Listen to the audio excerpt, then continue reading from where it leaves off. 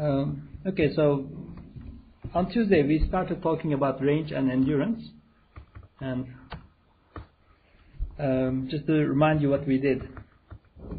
We first started with the definition of what range and endurance is, and then to find the mathematical equations to calculate these quantities, we first made some definitions for weight terms.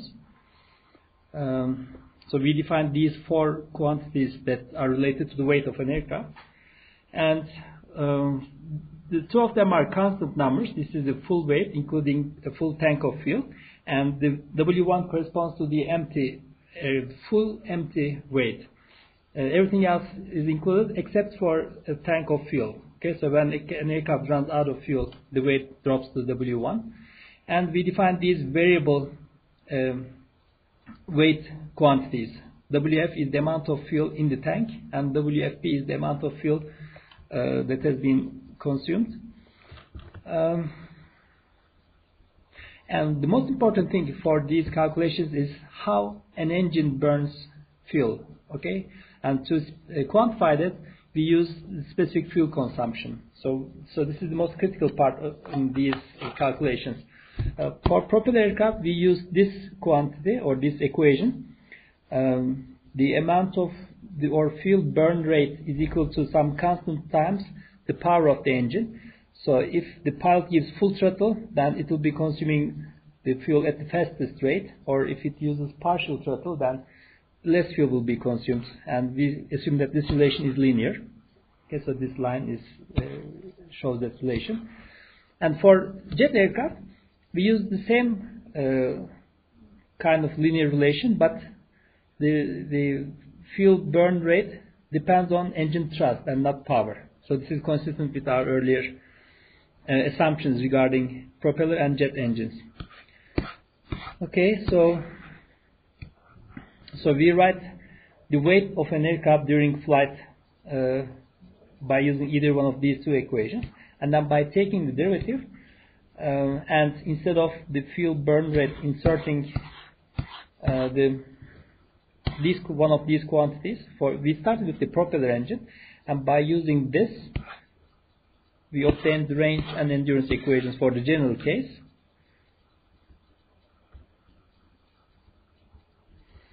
And for the most general flight, endurance of a propeller engine can be calculated by taking this integral. And for range, we simply multiply that with the speed of the aircraft.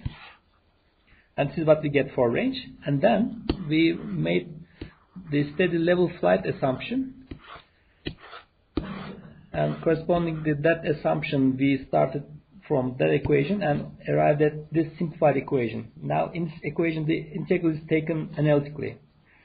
Right? In the general case, we have these terms in the integral, but for a steady level flight, everything else can be taken outside, and we just have 1 over W term left within the integral, and that integral can be taken easily. So this is the resulting equation for range, and for endurance,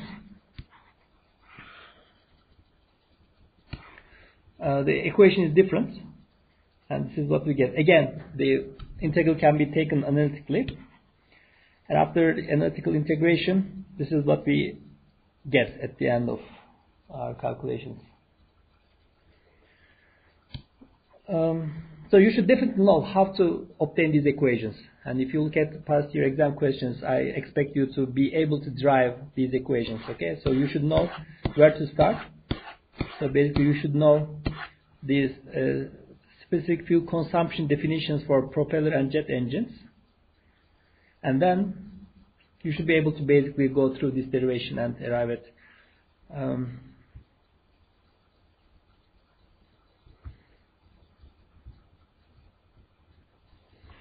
okay, so today I would like to show you the same derivation for jet aircraft, but before I proceed to that, let me make you think about these equations a little bit. So let me go back to the range equation for propeller aircraft.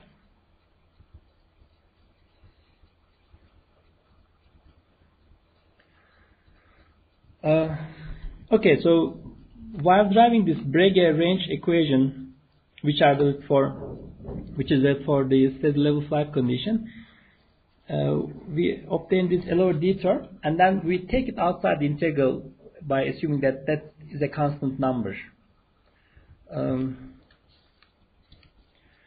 So this means the lift ratio needs to be constant and the drag ratio needs to be constant during the flight. So if you think about what that means the aircraft needs to have a constant angle of attack during the entire flight.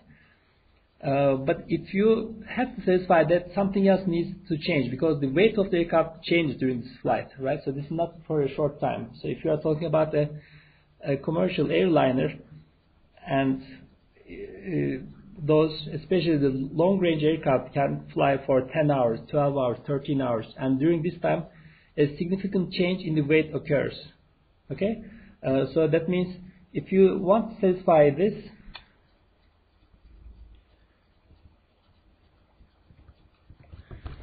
so for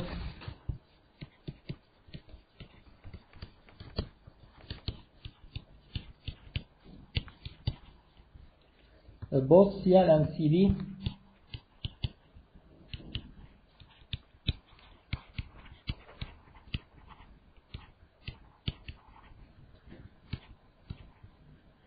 should be constant. But if you consider this equation, weight is equal to lift, and that is given 1 over 2 rho v square s times CL. And normally we always say that weight of an aircraft is a constant quantity, and for short-term analysis that's true. But if you are talking about the flight of an aircraft during like 10 hours where a significant change in weight occurs, and if you force this to be constant, this doesn't change the wing surface area, and if the altitude is constant, then rho will be constant as well. So that means the speed of the aircraft should change for a maximum range flight. That needs to be the case. So for maximum range, we want this to stay at its maximum possible value, and the maximum possible value is a constant number. So in that case, the weight, or the speed of the aircraft should change according to this. So v square. No, v square shouldn't be there, obviously. So s times CL. So if you look at past exam questions, you will see questions like, what is the speed of the aircraft at the beginning of the flight and at the end of the flight? So that's what you should be careful about. So if it's asking the beginning speed, then instead of W, you should insert W0. And to find the speed at the end of the flight, you should insert W1. And those will give you different numbers. Okay? So I was planning to drive the equations for jet aircraft, but since we lost time, maybe I can just skip that part to save some time.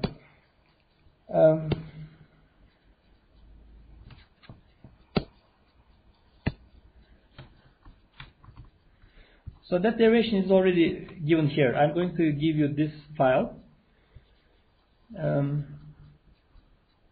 So for jet aircraft, instead of using this equation, we use this one for the thrust-specific fuel consumption, and we follow exactly the same derivation. So this is the general equation valid for all flight conditions, and for steady level flight, we use these equations with these equalities. And remember, in the case of propeller aircraft, we had power. So the only difference is this time we have thrust, and because of that, the equations are slightly different. And if you take the integral analytically, again, we may assume that these are all constant and take them outside the integral. So this is the equation for endurance, and this is the equation for range is this one here. And then there's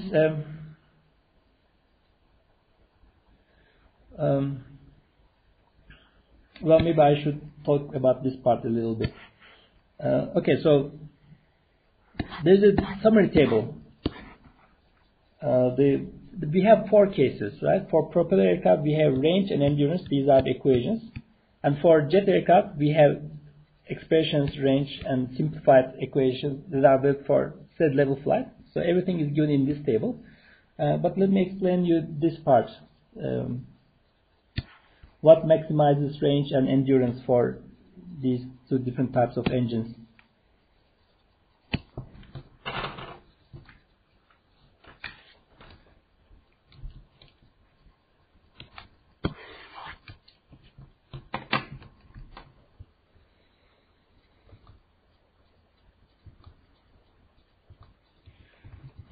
Okay, so to quickly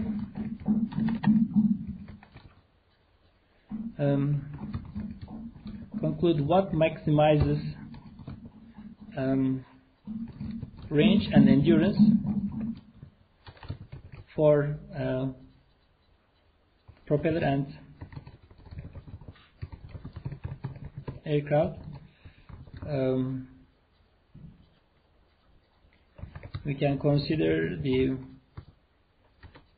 specific consumption definitions. For maximum endurance, fuel consumption per unit time has to be maximum.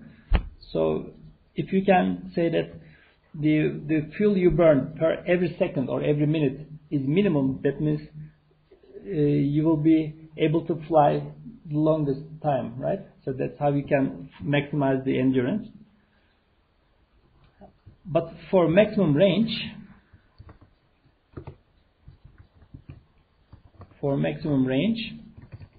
this is fuel consumption per unit distance has to be maximum. Okay?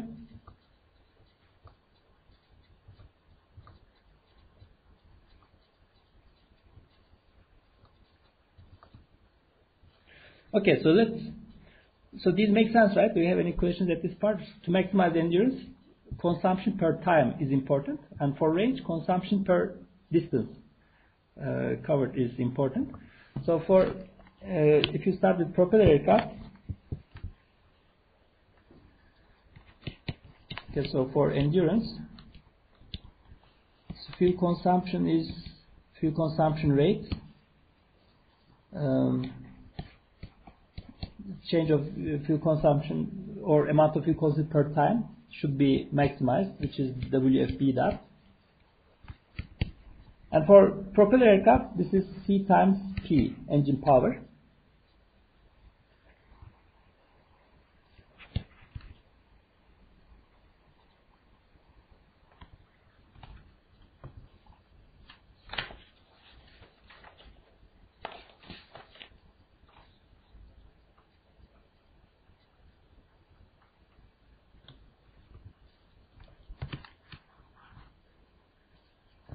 So these have to minimum, right? So that's not really true. For maximum endurance, fuel cost per unit time has to be minimum, obviously not maximum. So let me just correct that.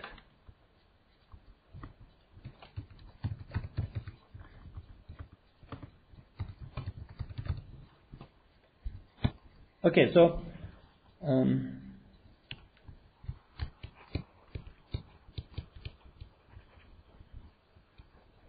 so for propeller, WFP dot equals C times P. So for max, or I'm sorry, for min,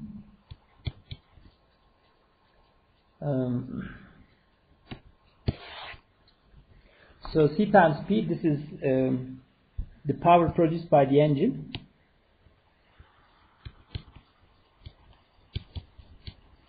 And this equality comes for steady level flight.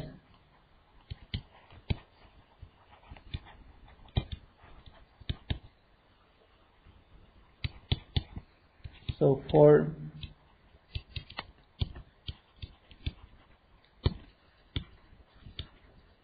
we need minimum PR.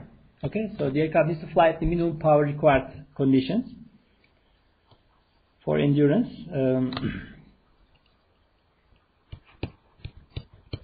But for jet, WFP dot is equal to thrust specific fuel consumption times engine thrust, which is thrust available, and this should be equal to CT times thrust required, again for the level flight condition, and we can say that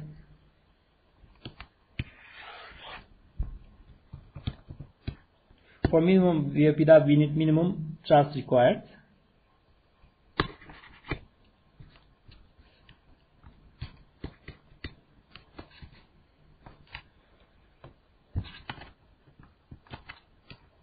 And for range, we need the WFP over DS. So this is important, the amount of engine fuel consumed per distance. But we can write this as the WFP over DT and DT over DS, right? And this is WFP dot times 1 over V, right? Since this is equal to 1 over speed.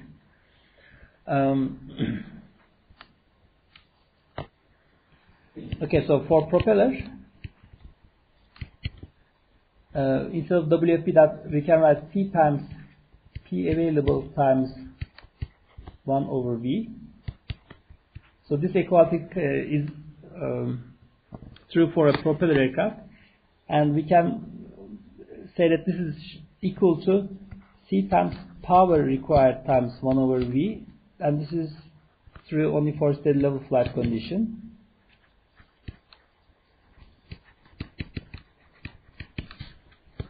And instead of power required, we can write thrust required times V, and then that we can get cancelled with this V, so this becomes equal to C times TR.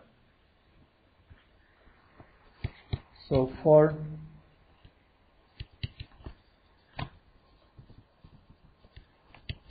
maximum range for propeller aircraft, TR should be minimum.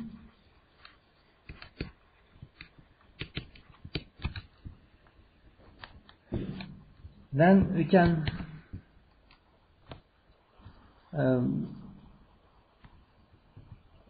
so instead of propeller for jet aircraft, for jet, this part can be written as C times T times TA times 1 over V, and then this becomes CT times thrust required over V.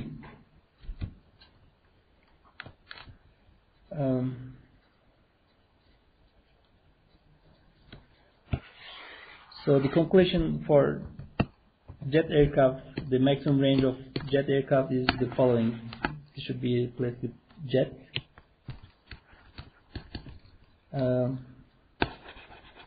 TR over velocity should be minimum. Okay. So all of these things are summarized in this table.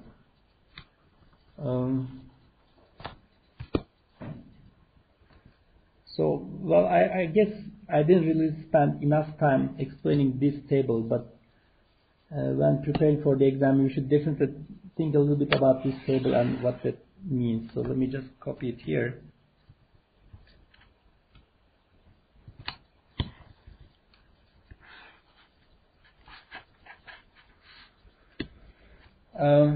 So again, so you should be able to derive each one of these equations, starting from the definition of the specific fuel consumption and the weight terms, and then you should be able to make conclusions out of this. So for example, if you look at the range equation for propeller aircraft, this one, there is no air density term here. So from there you can say that range of a propeller aircraft doesn't depend on air density. So you can fly at any altitude you want and your range will not really change. Similarly, if you are talking about the jet aircraft, this time the endurance doesn't include any density term, right? There's no row here. So for jet aircraft, endurance doesn't depend on air density. For the endurance of propeller aircraft, this is the equation we have, and in this equation this time there's row term here, And for maximum or to increase endurance, you need to increase air density. That means you need to fly at lower altitudes.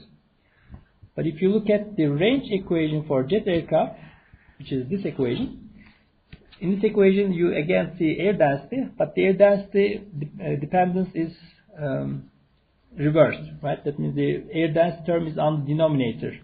That means if you want to increase the range of a jet aircraft, you need to make rho smaller. That means you need to fly at higher altitudes. So these are really important conclusions, and so please do not really try to memorize these equations by any means. It doesn't really make any sense trying to memorize these the power terms. If you just know the way to get to these equations, which is really very simple, it doesn't take more than a couple of lines, and then you can make conclusions by looking at these equations. Okay, so what I like to ask in the exams is, I don't want you to memorize anything at all. So I don't want you to memorize these things. You shouldn't memorize. Okay, so for jet aircraft, altitude, higher altitude is better for better range. I mean, I don't know these things myself, but if you know how you make that conclusion, then you can get to that conclusion, right? You can just write a couple of equations, and then you can say, okay, so this time rho is on the denominator, so that means lower air density is good for better range. So what I like to do in the exams is I give you slightly different conditions, and if you know how to get to that equations, then you can easily find the answer. Okay, so for example, well, I'm just making this up, but so we said for propeller aircraft, we make this assumption: the WFB dot is equal to some constant times engine power, and for jet aircraft, this is thrust-specific fuel consumption, which is again a constant number times the engine thrust. So, for example, I can give you the following question: assume that there's a different type of aircraft for which the fuel consumption rate depends on altitude. Okay, so instead of C being a constant number, it's going to be something like C times rho divided by rho 0, which is proportional with air density. Okay, or C0 times rho over rho 0. And if I give you this equation for fuel consumption, you can easily get to the results, right? You take this and use this in the integral equation, and then see what you get at the end. By the way, I just made this up. This may not make sense at all. So, but what I'm saying is, you should know how those equations are obtained and how they are used. Mm-hmm.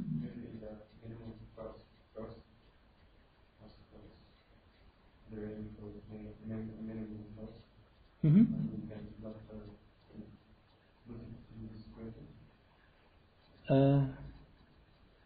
In this one?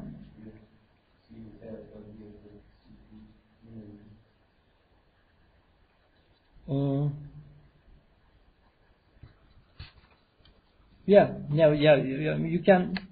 Let's try to do it if we get anything meaningful out of that. So this is really complicated. Okay, so this is for jet aircraft, let's say.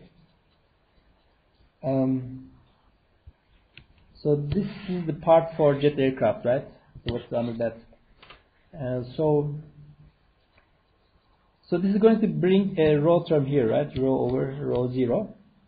And for here, you can conclude that for this engine, if this was for a real engine, then you would say that for maximum range, I need this to be minimum, but this to be maximum, right? For air density.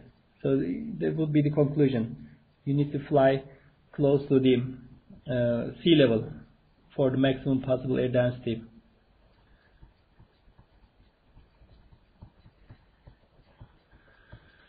But obviously, if you don't know the derivation, but if you just memorize these tables, then you will be able to say anything, because you can't really, it's difficult to insert that new term into these final equations. You should do it at the beginning and then the derivation. Okay, so another important thing is these terms. So for the range of a propeller aircraft, this is the ratio, right? Lift to drag ratio. You need to improve that one. But for endurance, the ratio is different. This is the ratio for endurance. And for jet aircraft, we have different terms. So the range of a jet aircraft depends on this ratio. This is the first time we are seeing this specific ratio. We saw these other two ratios before. So this is required for minimum thrust. The maximum, that ratio is required for minimum thrust. And maximum, this ratio is required for minimum power. But this we haven't seen before.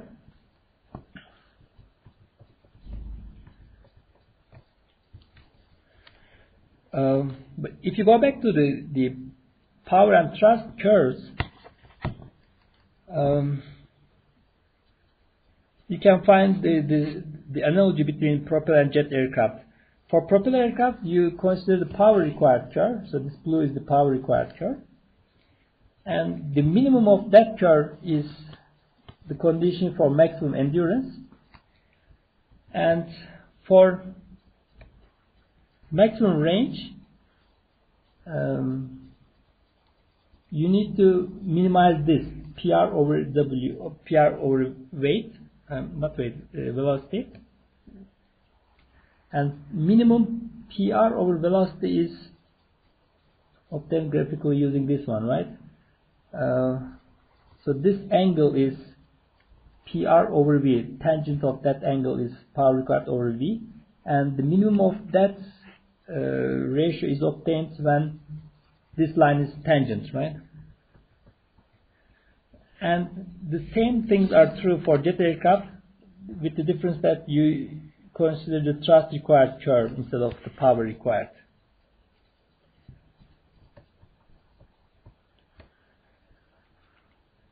Okay.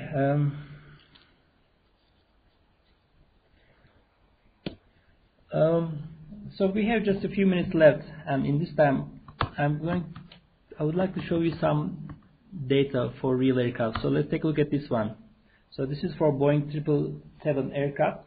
I just downloaded this from Boeing website. So this data is provided by the manufacturer Boeing. So you see the numbers for these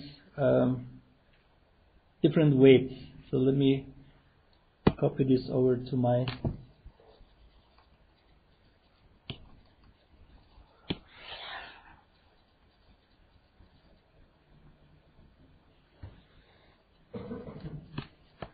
let me do it again.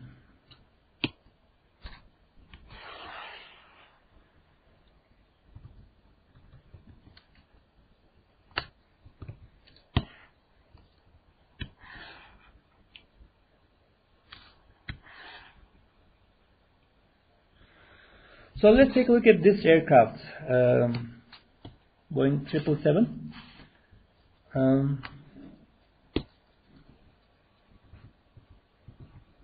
Or let's even use the other. So this is 777-200, and if you go down, 777-300ER, extended range. Turkish Airlines have this aircraft. We have, I guess, a few of these aircraft for long range flights.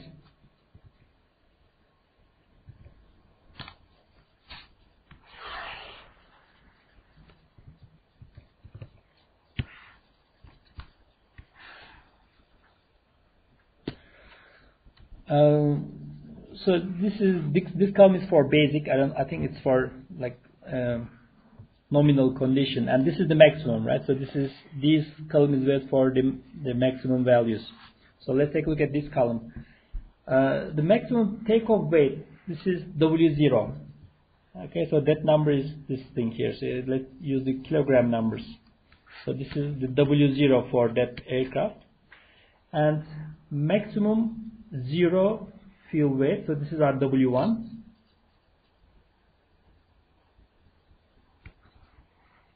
So this is W1. So and the difference is the amount of fuel this aircraft can carry.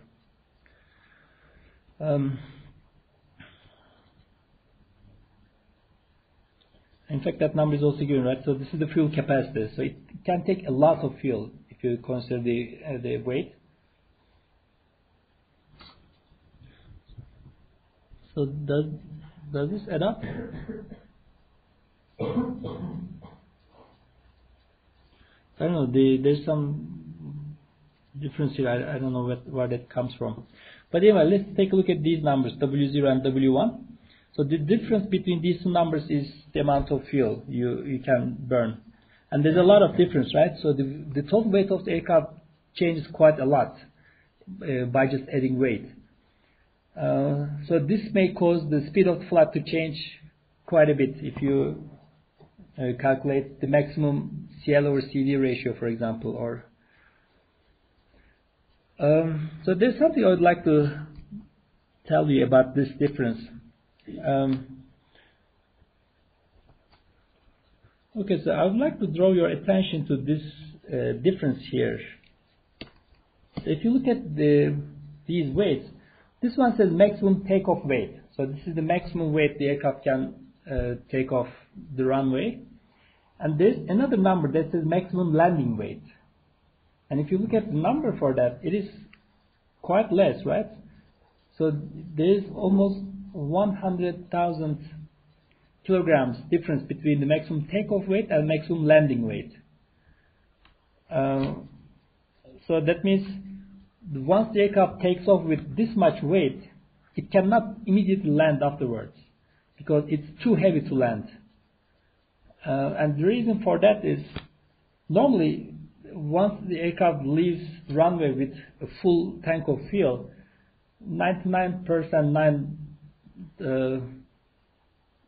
of all the flights it will perform, it will be landing with an empty fuel tank, right? Because you don't take off with a full tank if you're not going to burn it.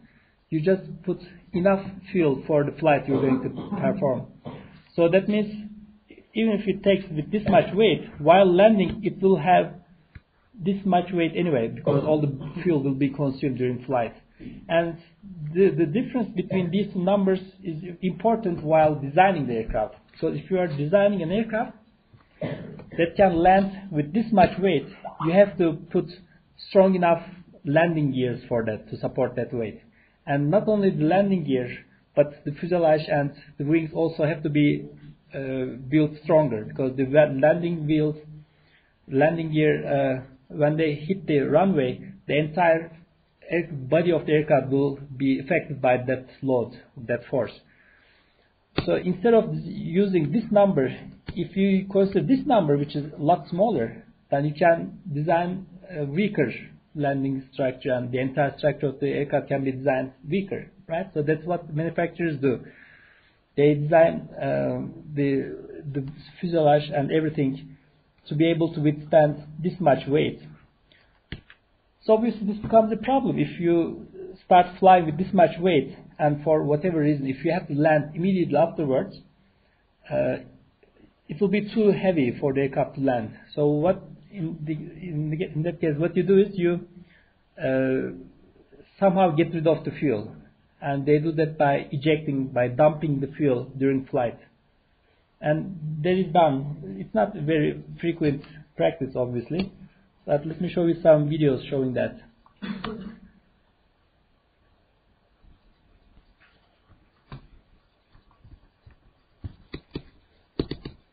So in this video, there is an emergency. The aircraft takes off, and then one of the passengers gets seriously ill. And to save that passenger, they have to take her to the hospital immediately. So this is a long video. Let me just fast forward.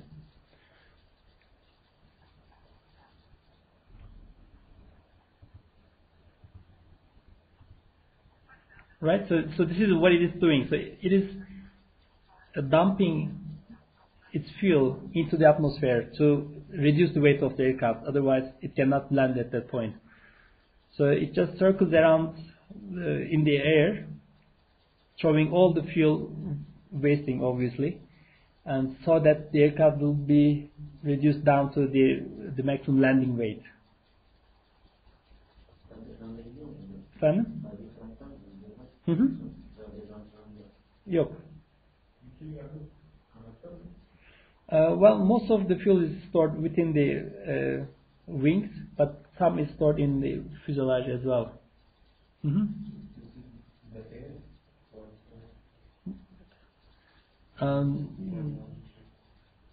No, well, normally what you see when you look up in the air,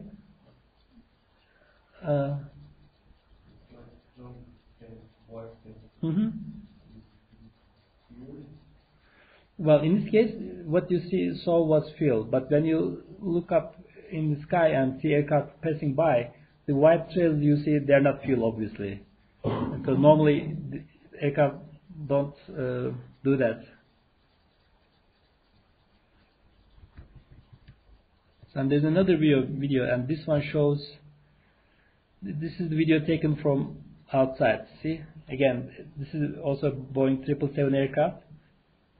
It's just flying around, spraying around with fuel.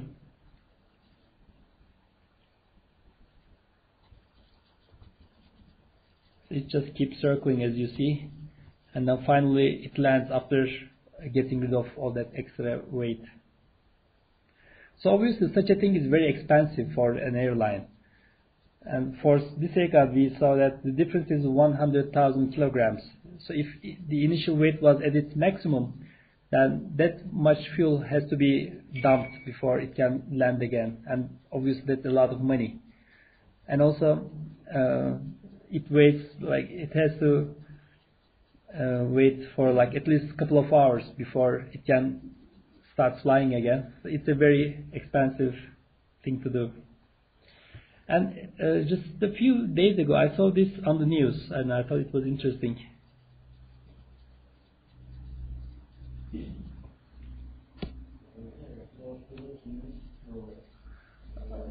Orada bir şey atmosfere gidiyor.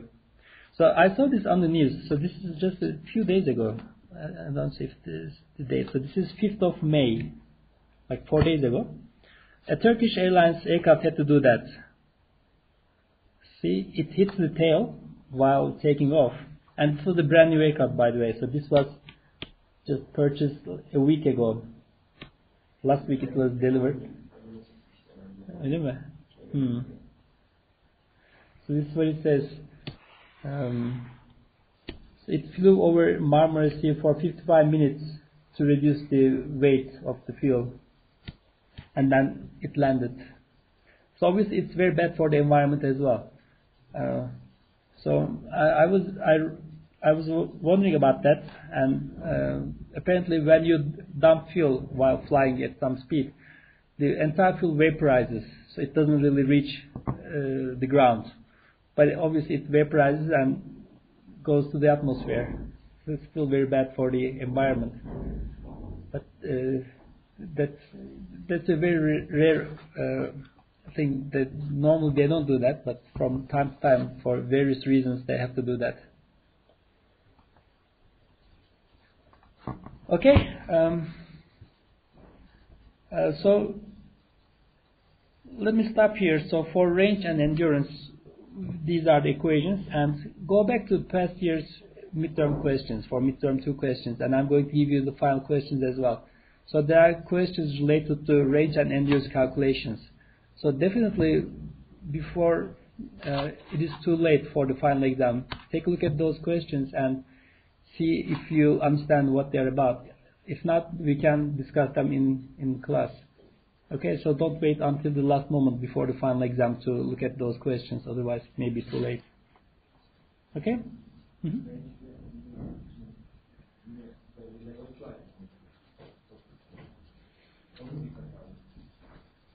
So that's a very good question. So what we saw in class we saw simplified equations for steady level flight, and we have the assumptions for that, and we drive those simplified Breguet equations for that case. And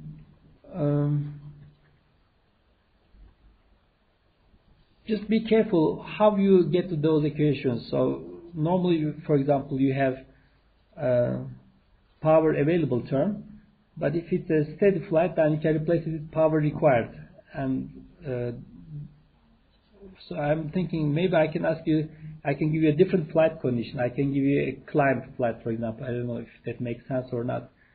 But again, once you know how you make use of those assumptions and how they affect the equations, then if I change them, you should be able to change them in the derivation and get meaningful equations, simplified equations at the end. So that's why it's very important to understand the whole steps and not just the final equations. But I don't think it makes sense to drive these equations for climbing flights, because you're talking about burning the entire fuel in the aircraft, and you cannot climb for like 5 hours. So that doesn't really make sense to make range and induce calculations for a steady climbing flight. But I may give you some slight modifications to the assumptions or to the equations, and then I will make sure that leads to meaningful results. And otherwise, I will again make sure that the questions have easy solutions. Okay. So thanks for coming. Let me stop here, and I will start the last topic of this course next week, which is the turning flight. So everything so far was for steady conditions, like steady level flight or steady climbing. For the turning performance, we will be looking at maneuvers, like level turn maneuvers or pull-up maneuvers. That's what we'll be talking about next week. Okay.